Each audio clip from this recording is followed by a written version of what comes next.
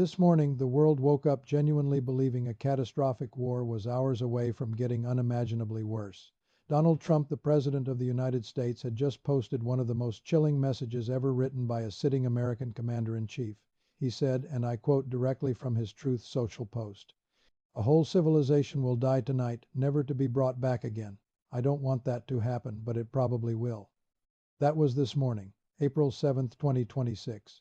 And then less than 12 hours later, everything flipped. Trump announced that he had agreed to a 2-week ceasefire with Iran, stepping back from his earlier threats of potentially devastating strikes. Time the bombs did not fall, the civilization did not die, and the world collectively exhaled. But here's the question everyone is asking right now, and the question this video is going to answer completely. What actually happened? Did Trump win? Did Iran win? Who blinked first? And most importantly, is this war actually over, or are we simply looking at a 14-day pause before things explode again? Let's go all the way back to the beginning so you understand the full picture. How did we even get here? This ceasefire marks the most significant pause in a war that began on February 28th, when the United States and Israel launched a sweeping campaign against Iran's military leadership, nuclear program, and strategic infrastructure, time that was more than 5 weeks ago. Since then, the region has been on fire literally and figuratively. Iran hit back hard. Iran responded with missile and drone attacks across the region, including strikes on Israel and Gulf Arab states, while using its control over the Strait of Hormuz to throttle global energy supplies. Time. Now, if you don't know what the Strait of Hormuz is, pay attention, because this tiny body of water is at the center of everything happening right now. Shortly after the war erupted, Iran moved to choke off traffic in the Strait of Hormuz, a key waterway through which nearly 20% of the world's oil and natural gas travels. That has caused gasoline prices to skyrocket across the globe, including in the U.S., where Trump has faced domestic criticism, including from his conservative base, Al Jazeera. Think about that. 20% of the world's oil and gas flows through that one narrow stretch of water between Iran and Oman. When Iran closed it, every country on earth felt the consequences almost immediately at the gas pump, in their grocery bills, in their stock portfolios.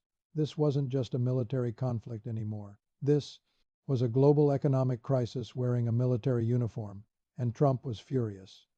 Starting in late March, Trump began to threaten Iran's energy grid if the strait were not reopened, but each time he pushed back the date for his planned attack. On March 23rd, he postponed his attack for a 5-day period, citing progress in negotiations. Al Jazeera, this back and forth became a pattern. Trump would set a deadline. Iran would reject it or partially respond. Trump would extend the deadline. Markets would whipsaw, and ordinary people around the world kept asking, is this real or is this theater? By this past weekend, things had escalated to a completely different level. On April 5th, Trump threatened to attack Iran's power plants and bridges if the strait was not reopened in 2 days. Wikipedia, that's not a military target. By the way, power plants and bridges are civilian infrastructure. Trump previously threatened to seize control of Karg Island and oil facilities, and had threatened bridges, power plants, and potentially oil and water infrastructure. Wide-scale destruction of infrastructure, without any distinction between civilian and military targets, would be considered a war crime under international and U.S. law, legal experts told NPR.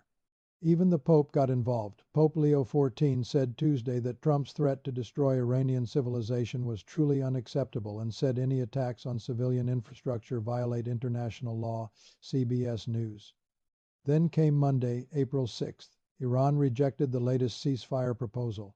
Iran said it wanted a permanent end to the war, even as Trump's ultimatum loomed for progress to avoid a major escalation, to Trump's response to Iran's counteroffer.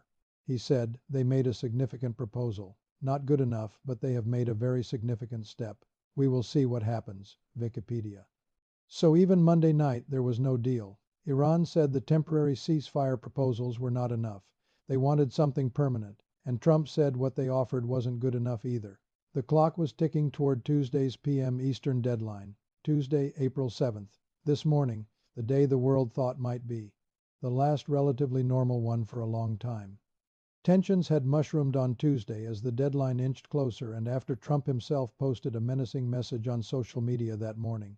Time that was the whole civilization will die tonight post. It wasn't an accident. It wasn't a staffer going rogue. It was the President of the United States, deliberately and publicly. warning an entire nation of 85 million people that tonight could be the night their country as they know it ceases to exist. Iran's response? Defiance. Iranian President Masoud Pezeshkian wrote on social media, "More than 14 million proud Iranians have so far registered to sacrifice their lives to defend Iran. I too have been, am, and will remain devoted to giving my life for Iran." NPR. Meanwhile, the strikes were already happening. The U.S. struck Iran's Karg Island. Early Tuesday, a U.S. official confirmed to NPR. The island is Iran's oil export hub on the Persian Gulf. NPR. Israel also acknowledged attacks on Iranian railways and bridges ahead of Trump's deadline, CBS News. Iran told its young people to form human chains around power plants to protect them from strikes. Trump called that plan totally illegal. Markets were collapsing in real time. Oil had been trading as high as $117 per barrel earlier that day. NBC News investors were bracing for the worst, and then enter Pakistan, the man who may have stopped a war. Shehbaz Sharif. Here's the part of the story that most Western media isn't giving nearly enough credit to. While everyone was watching Trump and Iran, Pakistani Prime Minister Shehbaz Sharif was working the phones frantically behind the scenes. By Tuesday evening, an off-ramp appeared to materialize in part through mediation by Pakistani officials. Trump said that he made his decision after speaking with Pakistan's Prime Minister Shehbaz Sharif and Army Chief General Asim Munir, who urged him to delay military action and propose the two-week ceasefire framework that became the basis of the agreement. Time. Sharif wrote on social media, "Pakistan, in all sincerity, requests the Iranian brothers to open the Strait of Hormuz for a corresponding period of 2 weeks as a goodwill gesture." Time. This was a masterstroke of quiet diplomacy. Sharif wasn't trying to humiliate either side. He gave both Trump and Iran a way to say yes without appearing to surrender. He gave Trump a framework to claim victory. He gave Iran a reason to stand down without calling it defeat. He made himself the bridge, negotiations between the U.S. and Iran picked up momentum over the past 24 hours, with Pakistan serving as the primary mediator. Axios Vice President G. D. Vance is likely to lead the U.S. delegation at peace talks expected in Islamabad. Axios. Trump took the deal, the announcement, what Trump actually said less than 2 hours before his own PM deadline. Trump took to Truth Social to announce he had suspended planned attacks on Iranian infrastructure for 2 weeks, backing off his shocking threats to imminently order the destruction of Iran's whole civilization. Here is what he wrote, and it is worth reading in full because the framing tells you everything about how Trump wanted this to be perceived. Based on conversations with Prime Minister Shehbaz Sharif and Field Marshal Asim Munir of Pakistan, and wherein they requested that I hold off the destructive force being sent tonight to Iran, and subject to the Islamic Republic of Iran agreeing to the complete, immediate, and safe opening of the Strait of Hormuz, I agree to suspend the bombing and attack of Iran for a period of 2 weeks. This will be a double-sided ceasefire. The reason for doing so is that we have already met and exceeded all military objectives, and are very far along with a definitive agreement concerning long-term peace with Iran and peace in the Middle East. He also said, "We received a 10-point proposal from Iran and believe it is a workable basis on which to negotiate.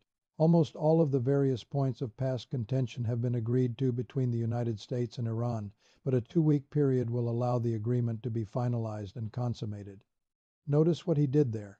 He did not say Iran convinced me. He said we have already met and exceeded all military objectives. He is presenting this not as a retreat but as a victory lap. A mission accomplished moment wrapped inside a ceasefire announcement. Iran's response? Also a victory lap, and here's the fascinating part. Iran said the exact same thing. Iranian Foreign Minister Abbas Araghchi posted a statement declaring, "If attacks against Iran are halted, our powerful armed forces will cease their defensive operations. For a period of 2 weeks, safe passage through the Strait of Hormuz will be possible via coordination with Iran's armed forces and with due consideration of technical limitations." Axios. Iran's Supreme National Security Council called this a victory. Iranian media celebrated. Iran was not saying we surrendered. Iran was saying we have forced the enemy to stop attacking us. Iran's Supreme National Security Council said it had agreed to the ceasefire, which it framed as a victory, while signaling that it would maintain control over the strait, foreign policy. So you have a fascinating situation. Both sides are publicly declaring they won. That is actually how most successful ceasefires work. You have to give both sides a story they can sell to their own people. And right now, that's exactly what's happening. The markets react. The financial world did not wait for the geopolitical analysis. Oil prices plunged after Trump announced he would suspend a tax for 2 weeks, with U.S. crude oil sliding 8% to around $103 per barrel, after having traded as high as $117 earlier that day. S&P futures soared more than 1.6%, Nasdaq 100 futures jumped 1.8%, and Dow futures rose 725 points. NBC News financial markets reacted with instant relief to the news. S&P 500 futures rose more than 1%, while oil futures quickly sank about 6%, Axios. This is not a small reaction. These are enormous market moves happening in real time as traders process the news that civilization was not in fact dying tonight. What's actually in Iran's 10-point proposal? Now let's talk about what Iran actually put on the table, because Trump called it workable, but when you read the details, it raises a lot of questions. The 10-point plan reportedly calls on the United States to withdraw combat forces from all regional bases, lift all sanctions against Iran, permit the country to enrich uranium, compensate it for war damages, and allow it to maintain control over the Strait of Hormuz. The proposal also calls for a ceasefire in Lebanon, where Israel has been fighting against the Iran-aligned group Hezbollah. Foreign policy. Let's be clear about what that list contains. Iran is asking the U.S. to leave the Middle East militarily, lift every sanction, allow nuclear enrichment, pay war damages, and hand over permanent control of the world's most important oil shipping lane. It seems unlikely that the United States would agree to such demands, raising questions as to why Trump framed the proposal in such positive terms. Foreign policy. The White House response to this question was telling. Press Secretary Caroline Leavitt said, "President Trump's words speak for themselves. This is a workable basis to negotiate, and those negotiations will continue." The truth is that President Trump and our powerful military got Iran to agree to reopening the Strait of Hormuz, and negotiations will continue. Foreign policy. In other words, the White House is not saying the U.S. agreed to Iran's demands. They're saying Iran agreed to open the strait. The 10-point plan is a starting point, not a signed agreement. What about Israel? Israel's role in all of this is complicated and somewhat contradictory. Israel has agreed to the ceasefire and will also suspend its strikes, a White House official said. Axios, but at the same time, Israeli Prime Minister Benjamin Netanyahu denied that any ceasefire was in place in Lebanon, but said Israel would comply in Iran. Axios. Pakistan's Prime Minister said the ceasefire covers Lebanon too. Netanyahu said it doesn't. The White House hasn't fully clarified this. So right now there is a real ambiguity about whether the war in Lebanon, where Israel has been fighting Hezbollah, is actually included in this pause or not. What's also notable is the political pressure Netanyahu faced from within. Netanyahu, the leaders of Saudi Arabia and the Way, and political allies like Senator Lindsey Graham had urged Trump to reject any proposal unless Iran made major concessions. Axios: Trump did the deal anyway. That's a significant moment. Trump overriding his own regional allies to take a ceasefire. What happens in the next 2 weeks? Pakistan Prime Minister Shehbaz Sharif welcomed the ceasefire and said both parties have displayed remarkable wisdom, and invited their delegations to Islamabad on Friday, April 10, 2026, to further negotiate for a conclusive agreement to settle all disputes. The U.S. and Iran are expected to hold peace talks on Friday in Islamabad, with Vice President J.D. Vance likely to lead the U.S. delegation. Iran's Supreme National Security Council also hinted in a separate statement that the ceasefire could be extended beyond its initial 2 weeks if negotiations proceed favorably. So here's the realistic scenario. The two sides meet in Islamabad on Friday. They talk. They likely don't resolve everything. These are decades-old disputes over nuclear programs, sanctions, regional power, and sovereignty. But if both sides walk away with a framework for continued talks, the ceasefire could hold, and a ceasefire that holds can eventually become something more permanent. But here's what could go wrong. History is not kind to Middle East ceasefires. Despite initial violations by both Iran and Israel in the hours after the June 2025 ceasefire began, the ceasefire ultimately held, but only after Trump pressured Netanyahu to call off a retaliatory strike as Israeli jets were already en route to attack targets in Iran. We've been here before, and it almost fell apart. After the ceasefire came into force at PMET on Tuesday, missiles were still being launched from Iran toward Israel and several Gulf states. Axios: even after the ceasefire announcement, the shooting hadn't fully stopped. Both sides have armies, militias, and proxy forces that don't always get the message or don't want to. The Iran's Revolutionary Guard is notoriously difficult to control through diplomacy. A U.S. defense official said the ceasefire is now in effect and the U.S. has suspended all strikes, but it might take time for the ceasefire order to filter down to the lower ranks of the Revolutionary Guards, Axios. And Iran's 10-point demands, including letting Iran enrich uranium and withdrawing all U.S. forces from the region, are almost certainly non-starters for the United States in their current form. The gap between what Iran wants and what America will accept is still enormous. This 2-week window is not going to close that gap. What it might do is create enough goodwill and momentum to keep both sides at the table. So who won? Here's the honest answer. Nobody won yet, but nobody lost either. Trump needed a way out of a situation where he had publicly threatened to destroy an entire civilization and markets were cratering. He got a ceasefire framed as a military victory. Iran needed relief from an escalating bombing campaign targeting its infrastructure. With American jets literally heading toward Tehran as this deal was being signed, it got a 2-week pause and the ability to call it a great victory for the resistance.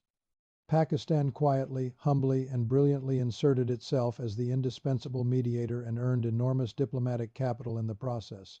And the world got, at minimum, 14 more days where civilization doesn't die. Trump explained that the next 2 weeks would be spent finalizing the agreement with Iran. He voiced optimism that past disagreements had been resolved, saying, "It is an honor to have this long-term problem close to resolution." Al Jazeera. Whether it actually gets resolved, that's the story of the next 2 weeks, and we will be here covering every single development, every twist, every threat, and every deal.